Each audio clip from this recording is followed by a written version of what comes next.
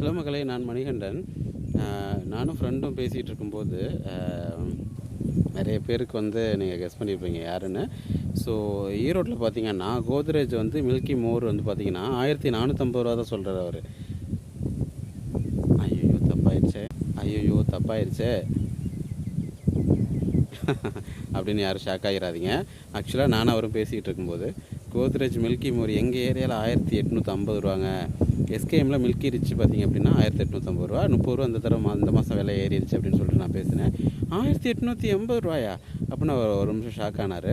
அதுக்கப்புறம் நீங்கள் எத்தனை கிலோ மூட்டை எடுக்கிறீங்க அப்படின்னு கேட்டார். நான் 70 கிலோ மூட்டைன்னு சொன்னேன். அவர் வந்து 50 கிலோ மூட்டை 1450 சொச்சம் சொன்னார். நான் வந்து ஃபஸ்ட்டு 1450 அப்படின்ட்டு நானும் ஷாக் ஆகிட்டேன். நான் என்னோடய ரேட்டு சொன்னோன்னா அவரும் கொஞ்சம் ஷாக் ஆகிட்டார். அதுக்கப்புறம் தான் எத்தனை கிலோ பேக் அப்படின்னு கேட்கும்போது தான் அவர் சொன்னார், நான் எடுக்கிறது 50 கிலோ பேக்கு, நீ எடுக்கிறது வந்து 70 கிலோ பேக்கு, ரேட்டு ஒன்றா தான் வரும். இருந்தாலும் ஒரு 30 ரூபா எஸ்கேஎம்மில் மில்கி ரிச் பார்த்திங்கன்னா ஒரு 30 ரூபா எழுதியிருக்காங்க.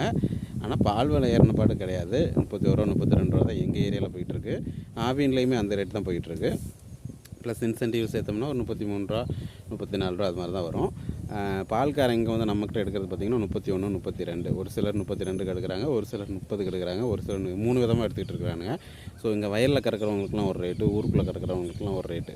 ஊருக்குள்ளலாம் 32 வரைக்கும் எடுக்கிறாங்க ஒரு சிலர் 31.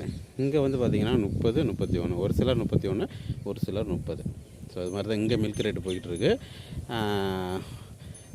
அரியலூரில் பார்த்திங்க அப்படின்னா ஐ திங்க் ஆவினா என்னென்னு தெரியல, அங்கே 40 ரூபா வரைக்கும் டிகிரி ஃபேட் டிபெண்டிங் அப்போ அந்த டிகிரி வந்து 40 ரூபா வரைக்கும் போகுது அப்படின்றாங்க.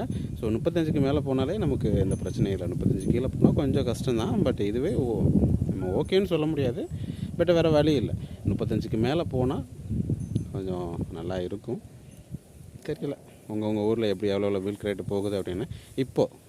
இப்போ எவ்வளோ ரேட் போகுது, ப்ளஸ் வந்து உங்கள் ஊர்லலாம் வந்து இந்த தீவனம் கோத்ரேஜாக இருக்கட்டும் இல்லை எஸ்கேஎம்மாக இருக்கட்டும் எவ்வளோ ரேட்டுக்கு எடுக்கிறீங்க அப்படின்றதையும் மறக்காமல் கீழே கமெண்ட் பண்ணுங்கள். ஓகேவா? Thank you so much.